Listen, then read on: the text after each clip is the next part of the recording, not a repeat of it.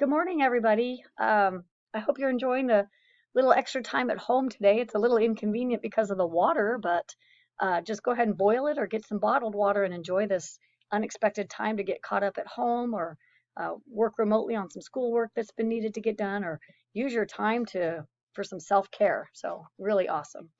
A couple things that we were going to talk about at today's faculty meeting that are a little pressing that I wanted to go ahead and cover. First and foremost, and the thing that's probably weighing heavily on our hearts is Nancy Ochoa's funeral tomorrow. I will reshare the coverage schedule for tomorrow. It basically has the list of everybody who is attending the funeral and the coverage during that time. Specials will run as usual. I have everything covered for that. If your name is not here and you do plan to go to the funeral, please let me know. That was not my intent to leave you off. Our timeline for that tomorrow is 9:30 to about 11:15 or 11:30. We hope to see teachers kind of trickling back into their classrooms around 11:30. And our hearts and thoughts go to the Ochoa family.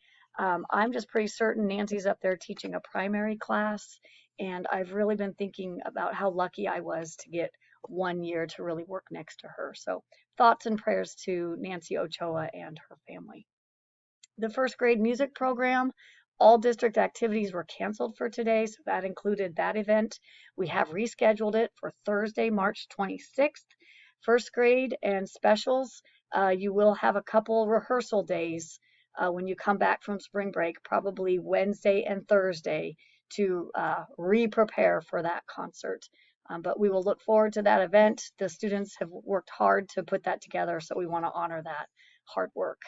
And the last thing is our carnival. Our carnival is coming up, and we wanted to talk to you just a little bit about a few things. The first one is we have a pretty awesome raffle set up. And so it's time for us to start selling raffle tickets. It's a great way to raise money. They're kind of easy to sell. It's $1 a ticket or 6 for 5. It is optional for staff to sell tickets, but everybody's going to get a packet in their box with 12 tickets. And we hope that you'll either buy those tickets or get out and sell those tickets. A couple things to remember with the tickets is make sure when you sell them, you mark if the person who bought them wants the 50/50 raffle, the Parrot Cove Water Park raffle prize, or the fence cross. It's a giant cross. It's in my office. Come look at it. It's pretty remarkable. Anyhow, you'll of course give them their ticket to keep, and the other half you'll drop in a bucket in the office. But it's completely optional to sell the raffle tickets, but we are encouraging everybody to participate and either turn your money or your tickets in to Lori in the office so she can start collecting that. The other thing that you'll see in your email soon is a survey, mainly because we need your t-shirt size.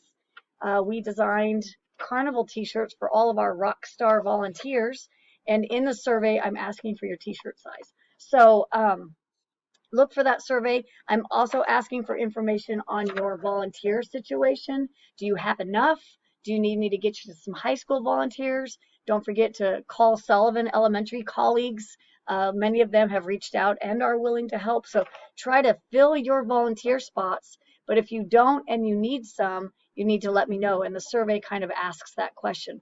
Also, many people have extra volunteers that we're willing to help in other areas. So make sure you give me these names and numbers so I can call them and see if they can fill in other holes that we have with our volunteers. So should be pretty easy to find plenty of people to make our carnival awesome. Anything else? Can't think of anything. Those were the main pressing things. Looking forward to having everybody back tomorrow. It'll be another crazy day at Hickok.